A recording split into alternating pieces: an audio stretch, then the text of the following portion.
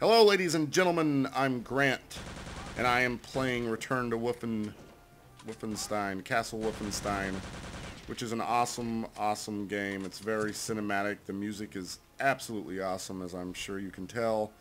I prefer games that make me feel like I'm in a Hollywood movie, and I mean a good Hollywood movie. And I prefer that to realism, and this game definitely hits that mark for me. I think there's someone in here. No, there is not anyone in here, but there's a door here, and I don't know how to open it. I don't remember how to open the door. This game's, it's pretty good in terms of graphics. It's pretty old, but the graphics still kick ass, as the young kids say. The young kids who don't know anything about classic id games such as this one. I've been playing id games since Doom. That doesn't make me old, does it? I mean, I don't remember playing Pong. I remember playing Atari. Does that count? I had an Atari 2600. Ooh, you gonna die, boy? I like the death animations in this game. You know, ragdoll physics were very cool when I first saw them. They were very cool in Half-Life 2. But you know what? I really like death animations. I think a mixture of the two is what game developers should strive for. But I bet that's pretty hard to do. I don't remember seeing it done convincingly all too often. I wish I had some grenades. Come on! That makes no sense whatsoever. One thing I really like about this game, and I don't understand why more games a day don't do it, you rarely see it anymore, and it's leaning. Of course, I can't fire while I lean for some reason, but it's still pretty good to lean, retreat, and then at that point you have a pretty good idea of your tactical options.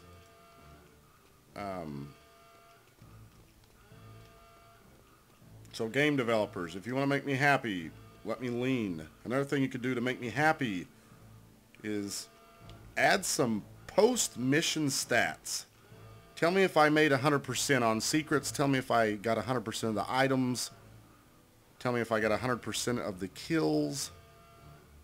That adds so much replayability for me. Because if I don't know, I mean, when I don't know what I didn't get, achievements, come on. Seriously, who cares about achievements? I get top bunk. I can't even get in there.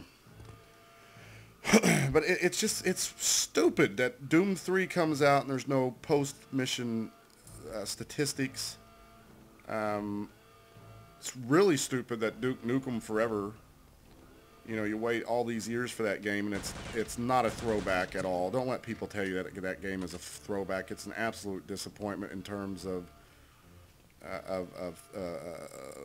nostalgia, and it's a failure on a lot of fronts. I mean, I enjoy the game, but the humor in the game, it was awful. I was like, you know, a lot of people were offended by the humor in that game because it's pretty brash, but that's not what offends me. What offends me is that it's not funny.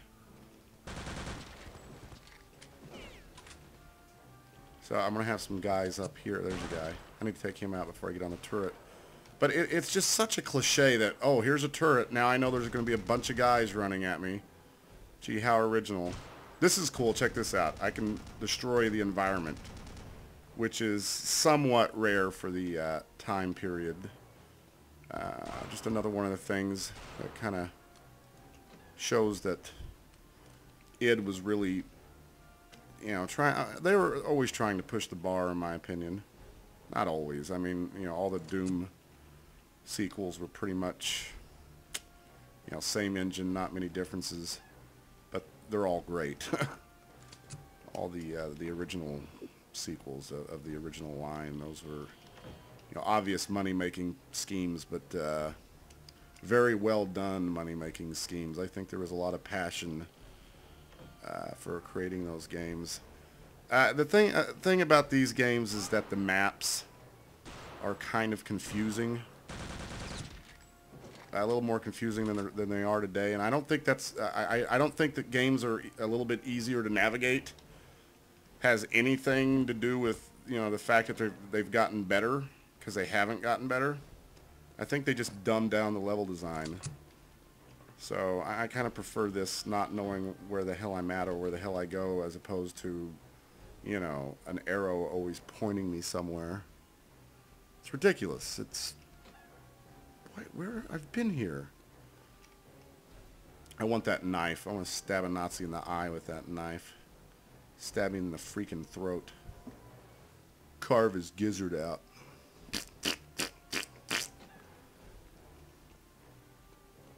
So I don't know. I really feel like these games require a little bit more imagination than games today.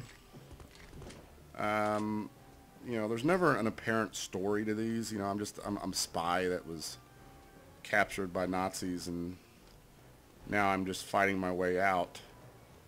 But I don't know.